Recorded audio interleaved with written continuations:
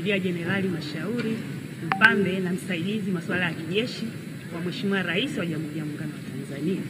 Mheshimiwa Spika, nimeelekezwa na Mheshimiwa Rais Dr. Samia Suluhu Hassan na Amiri Jeshi Mkuu wa Jamhuri ya Muungano wa Tanzania kuwasilisha ujumbe maalum kwako. Kwa heshima na taadhima, naomba nikukabidhi.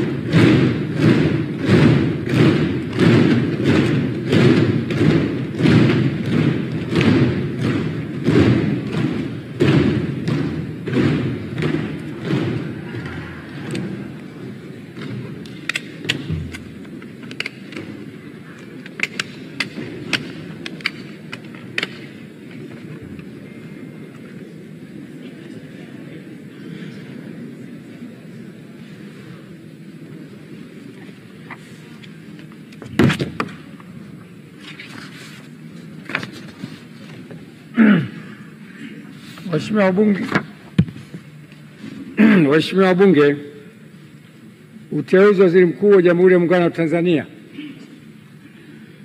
Mheshimiwa Spika, kwa mujibu wa Katiba ya Jamhuri ya Muungano wa Tanzania ibara ya 51 kifungu kidogo cha pili, Rais wa Jamhuri ya Muungano wa Tanzania baada ya kushika madaraka yake ndani ya siku 14 atamteua mbunge wa kuchaguliwa kutoka katika jimbo la uchaguzi anatokana na chama cha siasa chenye wabunge wengi zaidi, au kama hakuna chama cha siasa chenye wabunge wengi zaidi, basi atateuliwa anaelekea kuungwa mkono na wabunge wengi kwa Waziri Mkuu wa Jamhuri ya Muungano wa Tanzania.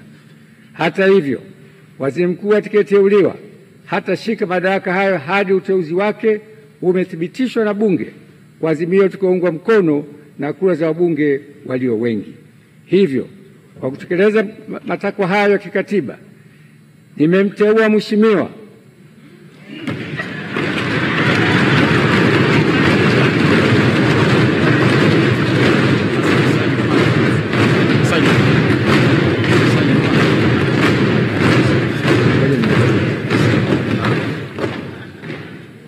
Daktari Mwigulu Lameck Nchemba